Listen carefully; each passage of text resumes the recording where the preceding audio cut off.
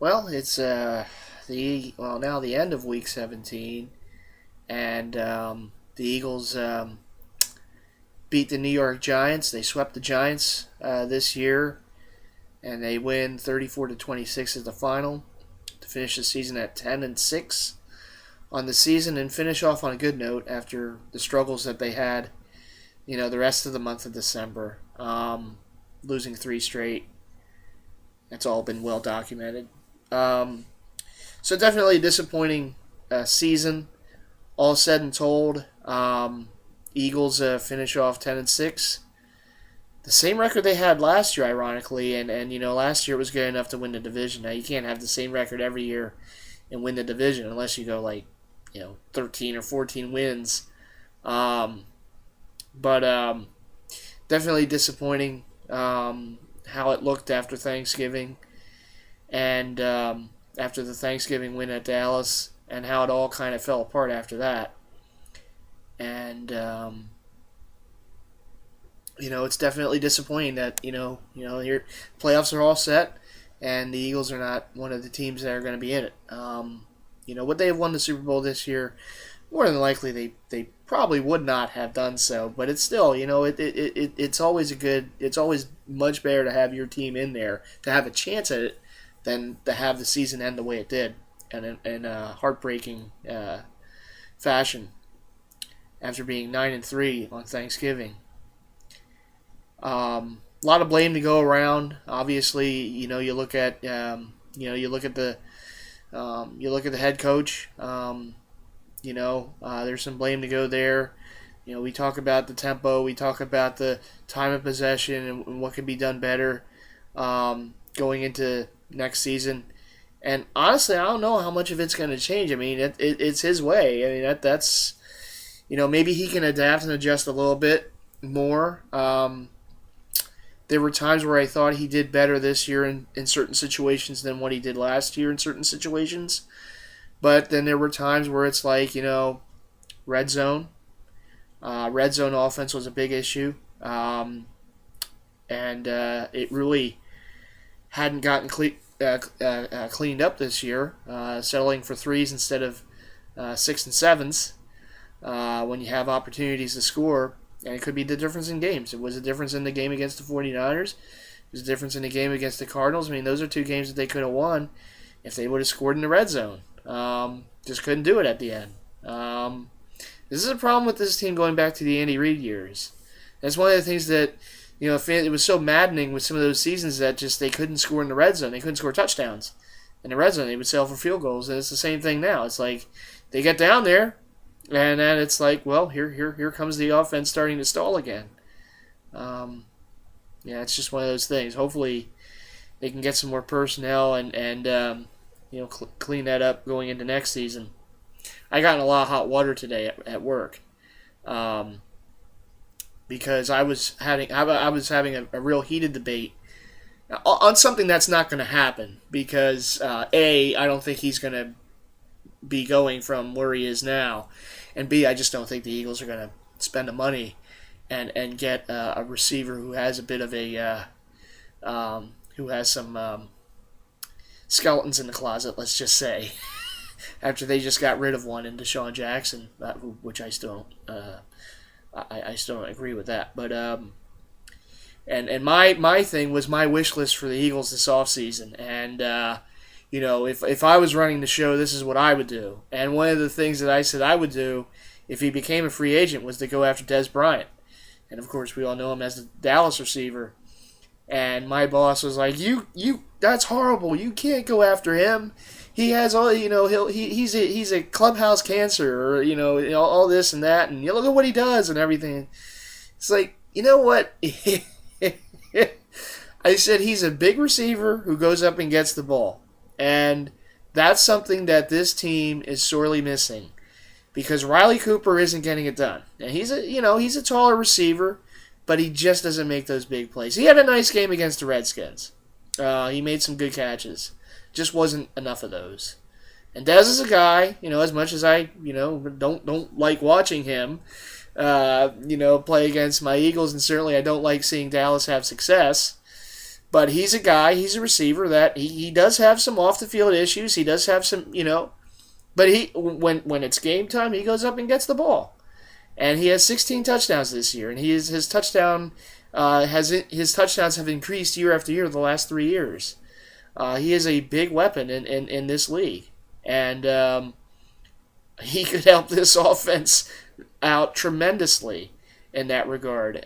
Can you imagine this? In the way I said, hey, look, this is how I'm looking at it. Macklin, Matthews in the slot, and Bryant. Now that certainly beats Macklin, Matthews, and Cooper, as we witnessed this year. It certainly beats that. And you get Ertz at tight end and Shady at the running back, and you go back to Foles next year. I'll be perfectly fine with that as an offense. I may even do that on Madden. NFL.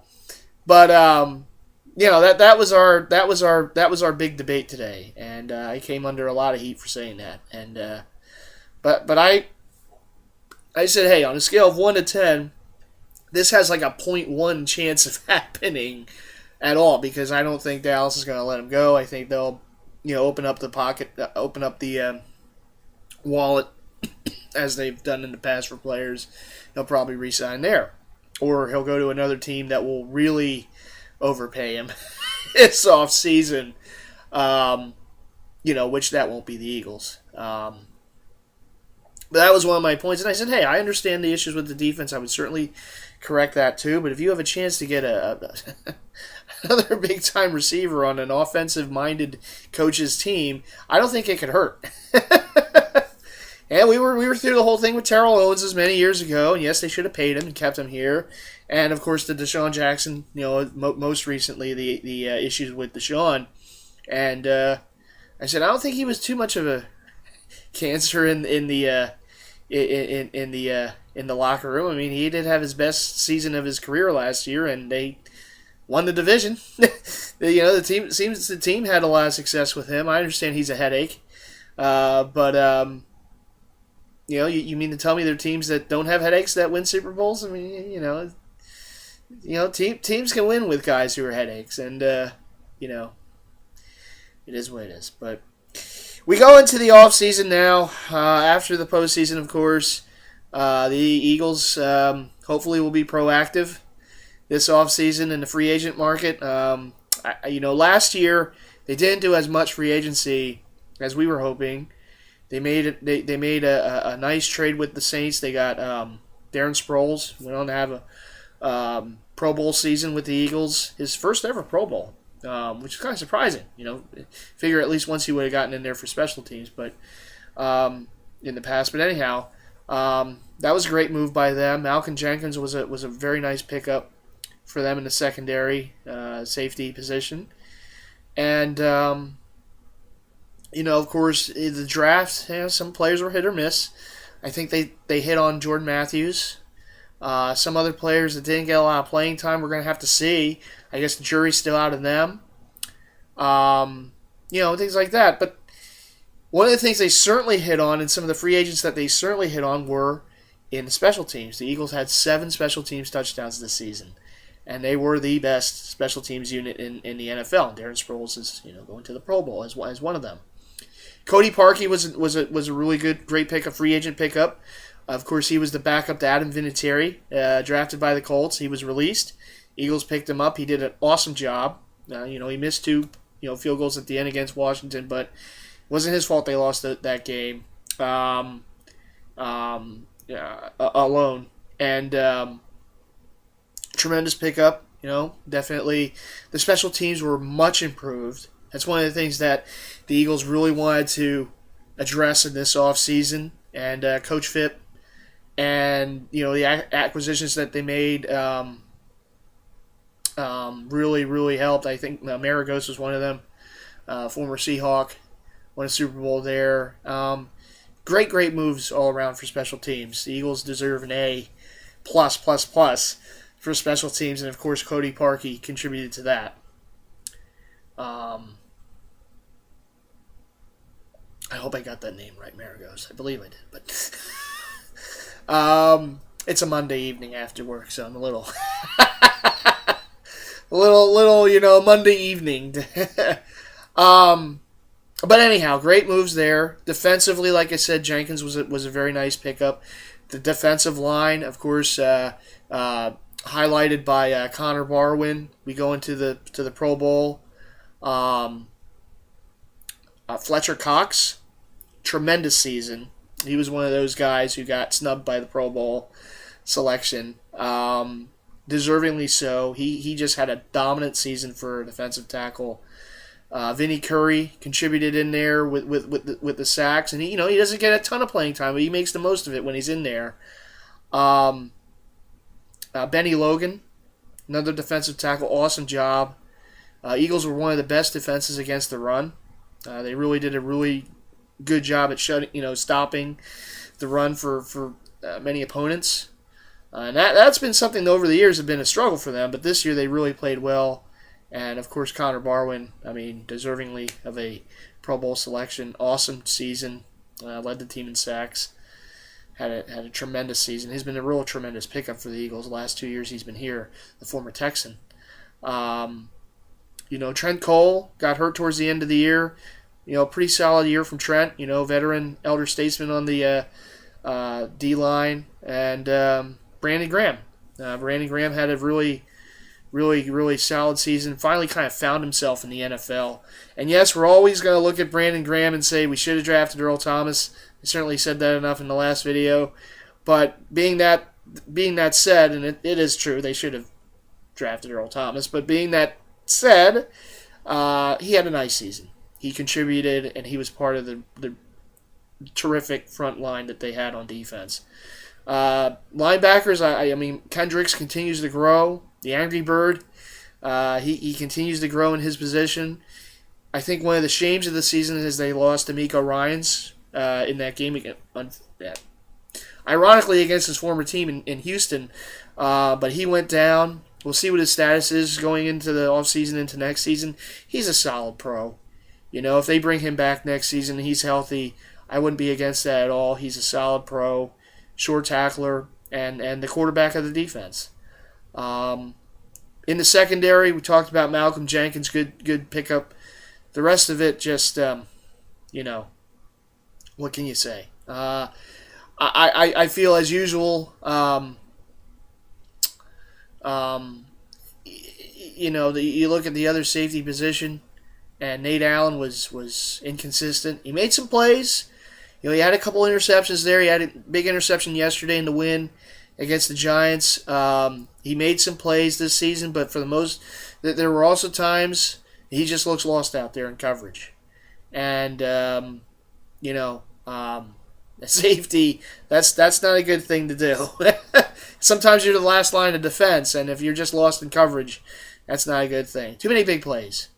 Last couple of years, the Eagles have given up way too many big plays, particularly on third and longs in the secondary. The cornerbacks not turning around for the ball. It's been well documented. Even the backups yesterday weren't looking for the ball. But Fletcher didn't play yesterday. And though, even without him, the Giants were still able to have some big plays. But anyhow, way too inconsistent. Kerry Williams, I don't think he had... certainly not as horrible a year as Fletcher did. But he's probably going to be back next season, I would imagine. But Fletcher, obviously, free agent, good riddance, bye. You can go to another team and not turn around to the ball. That's okay. So one of the main needs this offseason is going to be another cornerback, another safety, because Nate Allen's a free agent. Like I said in the last video, I had enough of the Nate Allen experience. Time for him to find another team. So that's going to be two things that I would hope the Eagles can address in the offseason. Maybe find another linebacker. Maybe just for depth-wise, get another end. Defensive end. If they lose Brandon Graham, he's eligible for free agency if they don't bring him back, which I hope they do, because I think he is finally coming into his own in his position. And he's a guy that he had some depth. He can play linebacker. He can play end. So I would like to see them bring him back. I want to touch on the offense a little bit. I did say I'd like to get a better receiver than Riley Cooper. I think the Cooper experience should be over. Um, I'd like to see them be proactive and get another receiver on this team, and certainly if it's not going to be a guy like a Des Bryant, which it won't be. There are other receivers out there if they get shaken loose from their teams. I know Randall Cobb is one of them that comes to mind, though I would imagine the Packers will be bringing him back. Jeremy Maclin is eligible for free agency. I would hope the Eagles bring him back. I think he certainly proved his worth on the team this year. You figure on the other side you have Cooper, and he still put up the numbers that Jeremy Maclin did this year. A fantastic season for him. I really think and hope that they would bring him back. Jordan Matthews, he's a rookie. He had a really solid year, 8 touchdowns. Really kind of as the season went on, he started coming into his own. Had some big plays for the Eagles on offense. And as a guy that's going to continue to grow in that position. And hey, he's the cousin of Jerry Rice. So if he needs any advice, I think he has a pretty good relative who we can go and talk to and help him with his with the training habits that Jerry Rice was famous for. So I think the future's bright with Jordan Matthews. Running back wise, obviously Shady, who's going to be do a pretty good payment next season. I would hope that they'd be able to restructure his contract. There's been some talk on Sports Talk Radio of, do you think he'll be back? I would hope the Eagles don't make the same mistakes that they made this year in just releasing a playmaker like a Deshaun Jackson. And do the same thing with McCoy. I think that would be an absolute mistake, and I hope they don't do that. If they can restructure his contract a bit, I think that would be better. I mean, he does still deserve to get paid, but he's still amongst the upper echelon in running backs in the league, even though his touchdown numbers were down this year. But he still rushed for over 1,000 yards and contributed in the offense, and he is one of those backs that can catch the ball as well. He's a dual threat, and I do think he has a big place in this offense in the future. Darren Sproles, obviously great pickup. And Chris Polk. Chris Polk, when he got his chances, he's kind of like that hammer back. And it's nice to have for the depth. It's nice to have for a change of pace. And so I like the running back situation here. The offensive line, it's been a bit of an up and down year for them. Obviously, they had a lot of injuries that they were dealing with throughout the season. But as a collective unit, I know to a man they could say they could have done a better job. Although they do have 2 members of that offensive line going to the Pro Bowl, and Peters and Kelsey, they would certainly admit that they could have done a better job in some situations this season. Hopefully they can do a better job next season. I feel like Andy Reid saying they got to do a better job. Old Andy Reid flashbacks from news conferences.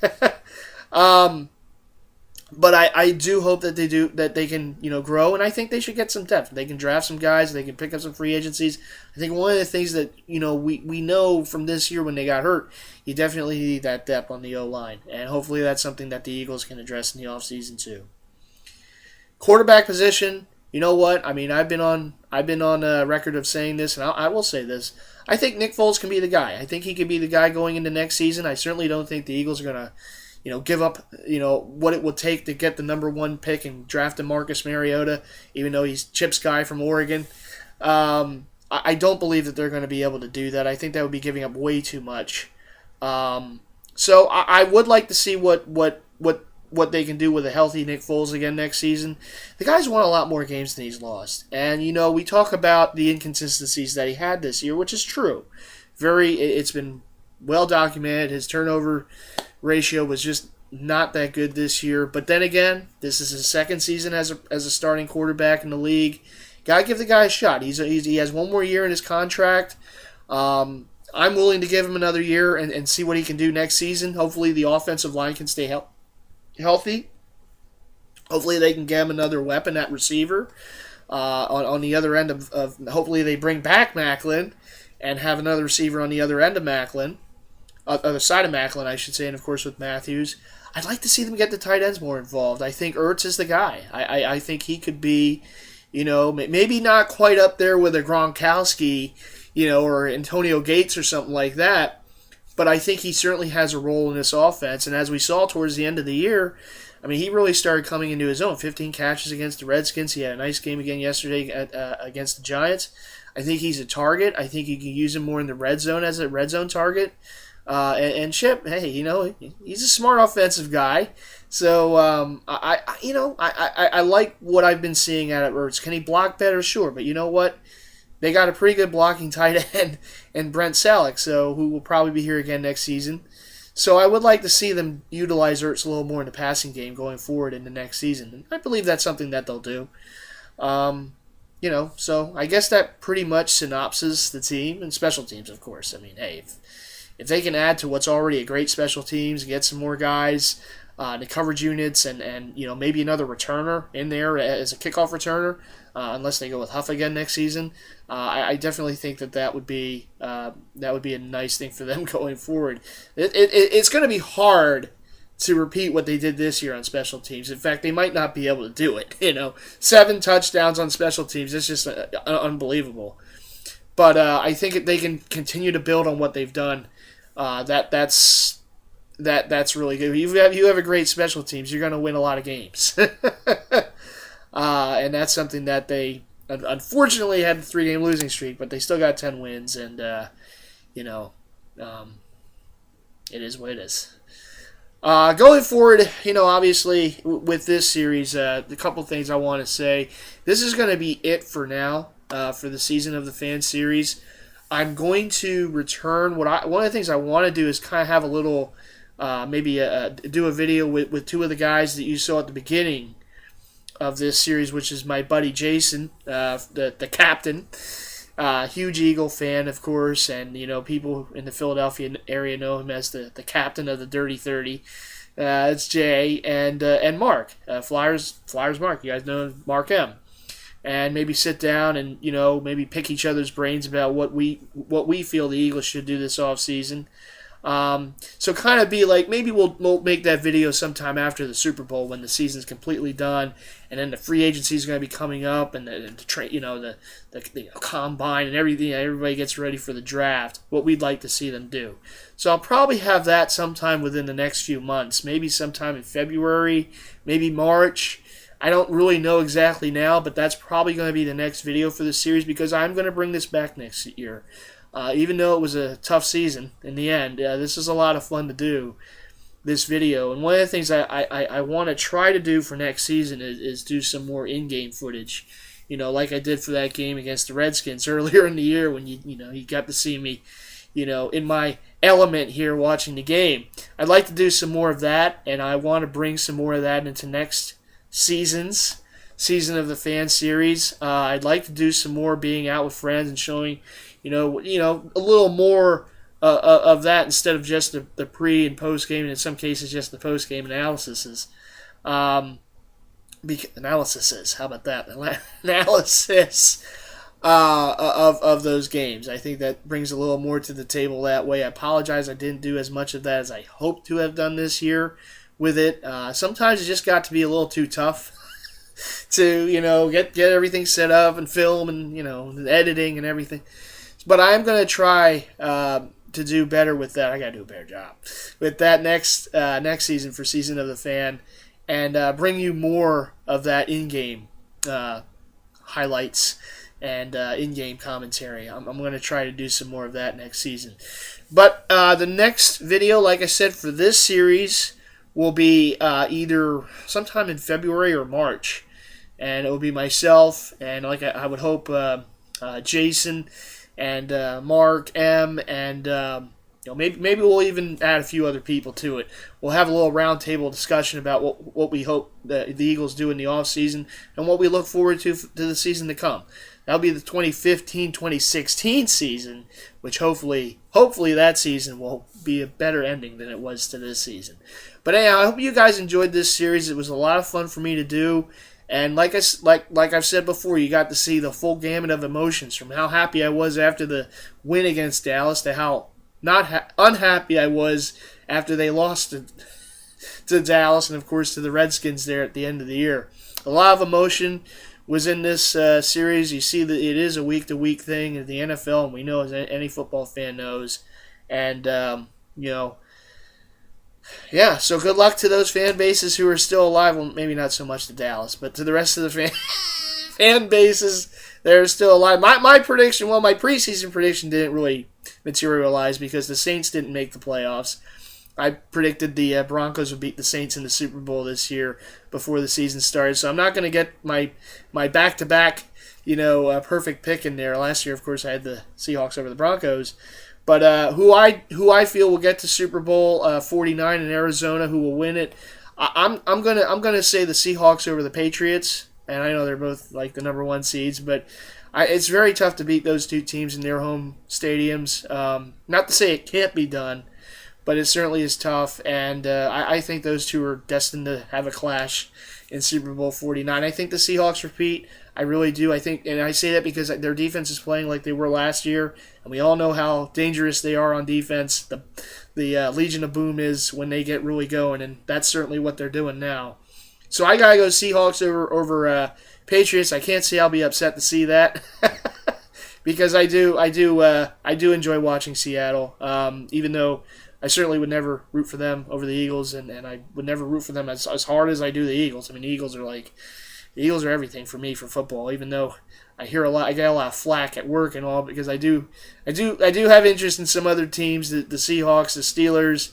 Steelers have been my AFC team for many years, so I can't lie about that. But well, they did beat Dallas in 2 Super Bowls back in the '70s, so they're all right with me. But I gotta go Seattle over New England in Super Bowl 49. That's just my playoff prediction. We'll see what happens. Anything can happen. But anyhow, hopefully I'll have that next video out, like I said, within the next couple months. And as far as my regular series for jersey collecting, I'm actually going to film a pickup vid tonight, so I'll have that coming and in days to come. And, of course, you'll see plenty more from me in the jersey game. So that's never going to stop. But that's going to do it for, at least for now, for Season of the Fan, the 2014.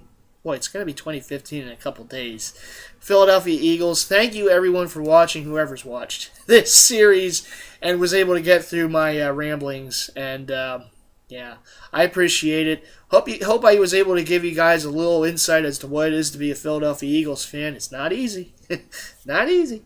But it is something that I enjoy. I love watching. I love watching the Eagles. I love watching NFL football. Playoffs, the Super Bowl, and everything. Well, if Dallas is in it, I won't really enjoy it too much unless they lose. But but it's something I have a lot of passion for, and I've rooted for the Eagles, like I said, since 1992. And it was the first Philadelphia team I really followed, and out of the 4, and I will never stop being an Eagles fan. I'll always bleed green and wear my emotions on my sleeve as any Philadelphia fan would. And I hope you all enjoyed this series. Once again, I'm going to bring it back. Well, after the couple months, I'm going to have we're going to do a little round table, but then I'll bring it back next year. And like I said, hope for better things for next year as the ultimate goal and the ultimate dream continues to elude us for another year. But hopefully next year will be the year that the Eagles can finally win that elusive Super Bowl title. But anyhow, thanks all again, and to everyone out there in Eagles Nation, no matter where you may be, just remember, it was a tough way to end the season, but another season will be here before you know it. And as always, EAGLES, Eagles! Till next season. All right, everyone, take care. Go Birds in 2015, 2016, and, of course, in the off season. Make good moves.